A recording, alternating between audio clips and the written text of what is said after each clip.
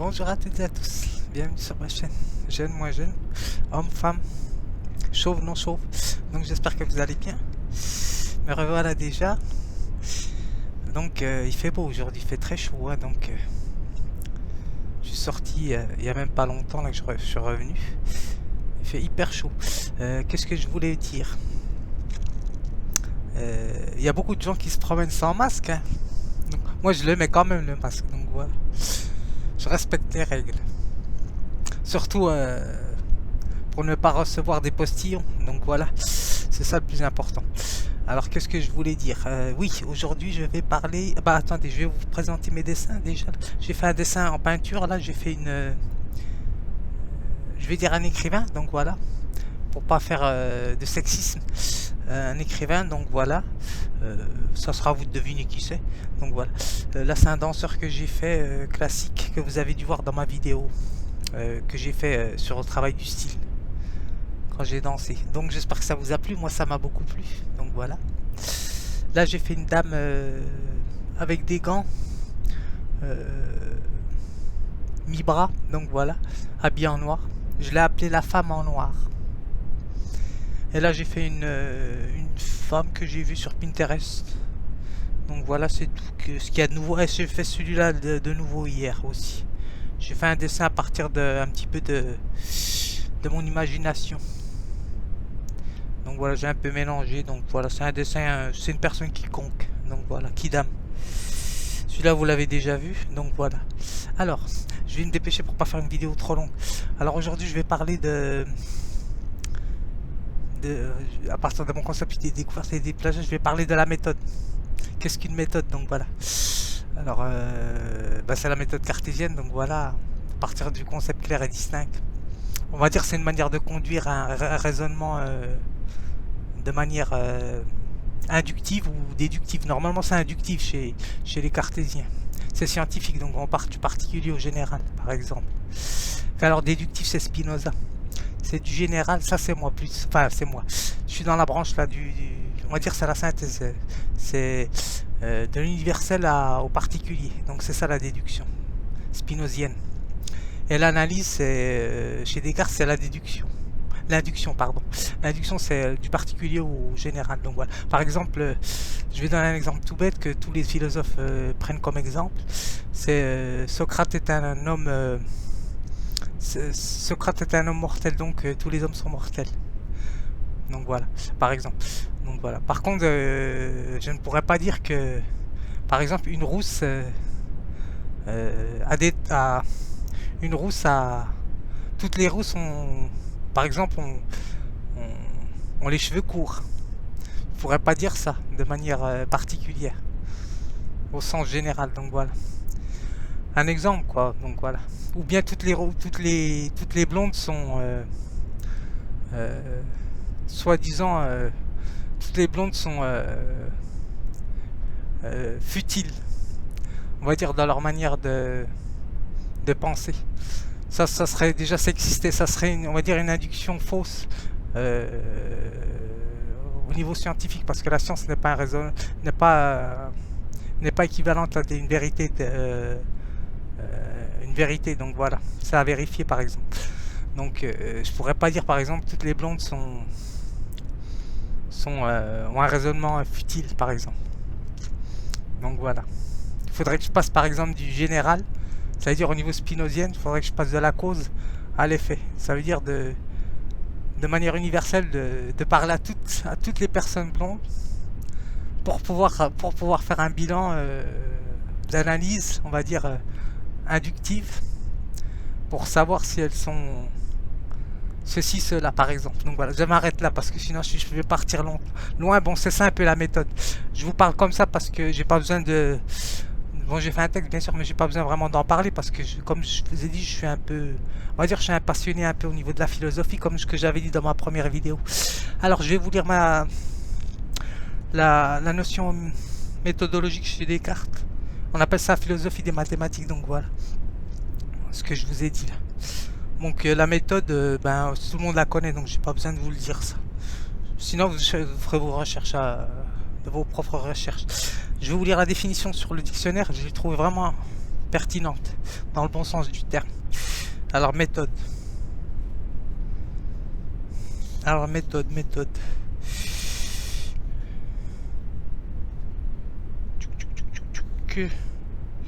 Là, alors. Méthode, c'est intéressant. Latin. Methodus. Du grec méta.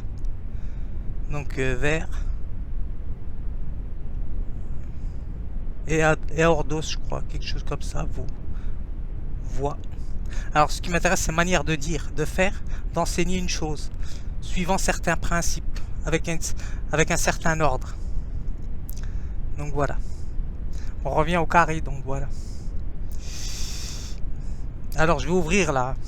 Parce que là je me suis mis dans l'ombre. Mais je vais ouvrir, vous ferez attention à vos yeux. Alors, procéder avec méthode, donc voilà. Alors, façon d'agir, deuxième sens. Façon d'agir, chacun sa méthode. Il y a des bonnes et mauvaises méthodes, donc voilà. Comme disait l'écrivain que tout le monde connaît, j'ai pas plus de méthode comme disait Descartes, j'ai pas plus de méthode que d'autres, mais on va dire j'utilise d'une manière plus efficace la méthode. Un exemple quoi. Allez, je vais ouvrir, vous ferez attention à vos yeux et je vais vous lire mon texte.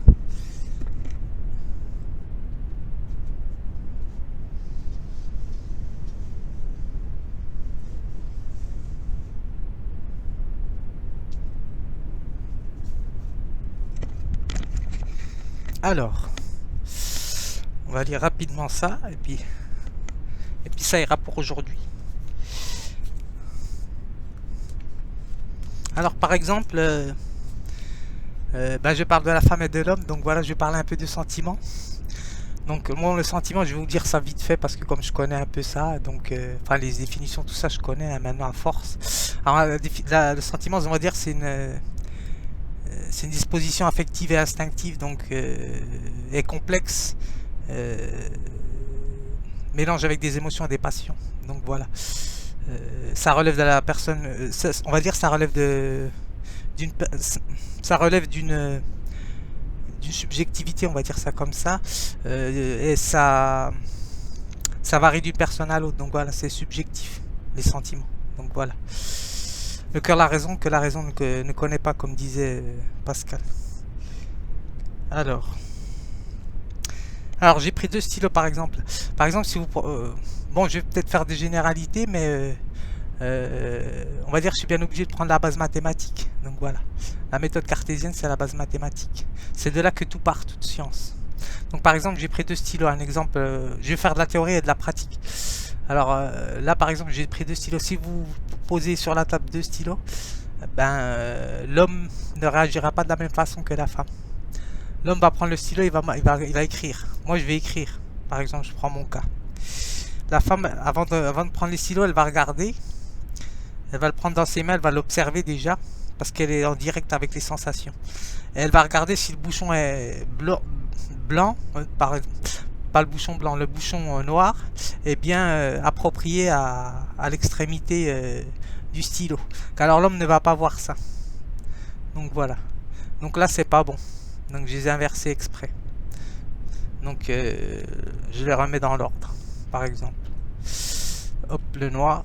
Et je crois qu'ils étaient déjà dans l'ordre, j'ai pas fait attention. Vous voyez? Parce que les hommes ils font pas attention. Donc normalement je devais faire ça. Hop. Hop, voilà. Là ils sont dans le bon ordre. Là ils sont dans le bon ordre, voilà. Là ils sont dans le bon ordre, là ils sont dans le sens inverse. Donc voilà. Hop. Voilà.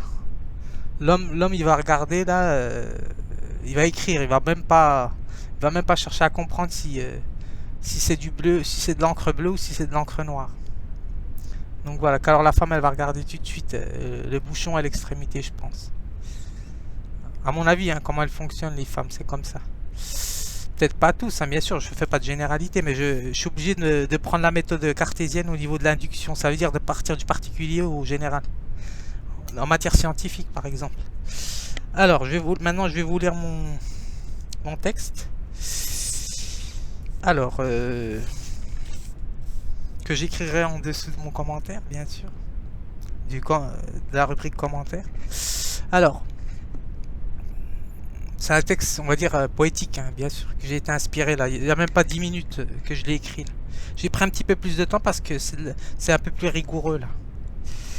Alors, c'est carré, donc voilà. Alors, tout est mathématique. Tout simplement parce que c'est la base de la règle universelle. Ainsi, la méthode de Descartes, par exemple, est la base de toute science moderne.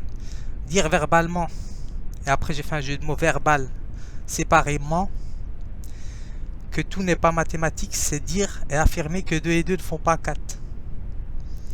La mathématique donne accès à l'étude des grandeurs et de leur comparaison, donc, afin d'ouvrir le champ à l'arithmétique, la géométrie, l'algèbre et à l'analyse, donc voilà, par exemple psychanalytique.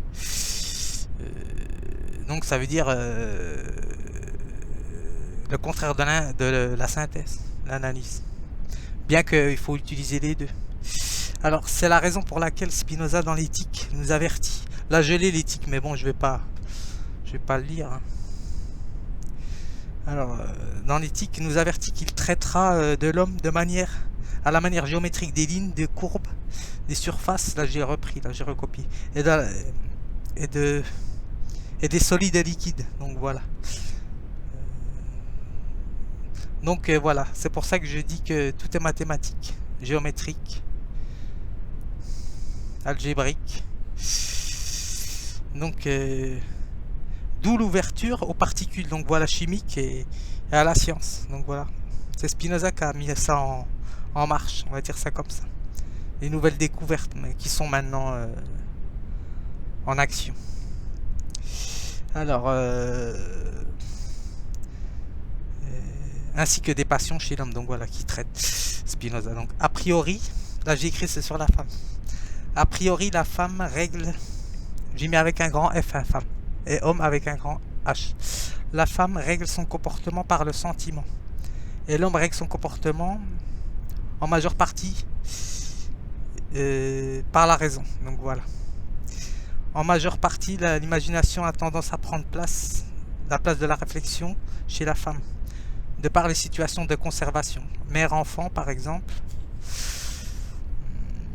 Et ceci de manière naturelle, c'est l'instinct maternel. Donc voilà. Exemple, une mère avant de donner, ça c'est un exemple que j'ai pris dans mes expériences. Exemple, une mère avant de donner à manger à son enfant goûte la clémentine ou la boisson chaude. Avant de l'apporter avant de l'apporter à son enfant. Donc voilà. Alors c'est une réflexion qu'elle fait mais par la sensation.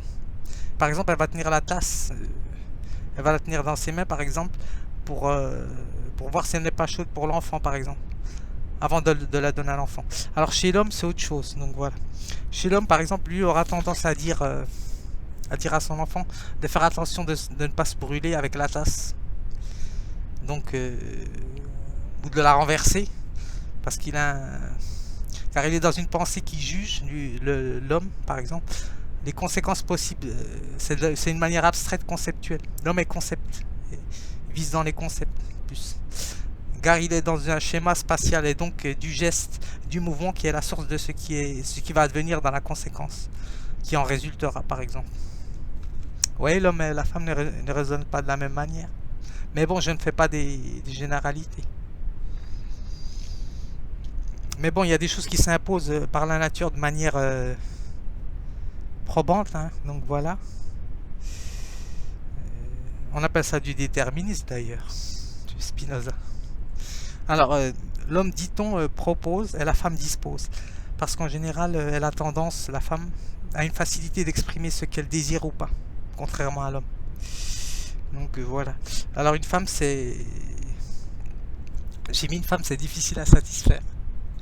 Mais celui ou celle qui réussit à flatter son goût est sûr de lui plaire. Donc voilà par exemple. C'est pour ça que les artistes on va dire... je parle pas de moi là. Les artistes en général ils ont des fans. Donc voilà. Alors, je vais donner une citation de Rousseau pour terminer là. C'est intéressant ce que j'ai trouvé. Enfin, je la connaissais déjà, comme j'ai lu l'Émile. Alors, c'est intéressant ce qu'il dit. Il dit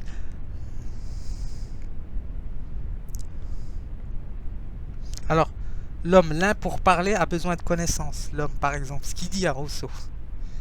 Et l'autre de goût, la femme. Donc voilà. L'un doit avoir pour objet principal les choses utiles. L'homme et la femme ce qui est agréable. Donc voilà. Donc j'espère que ça vous aura plu. Donc voilà, je voulais faire une vidéo sur la méthode, parce que c'est important, parce que je parle toujours de philosophie, mais je parle pas de méthode. Donc voilà, ça c'est une petite méthode que je vous ai démontré par exemple. À bientôt.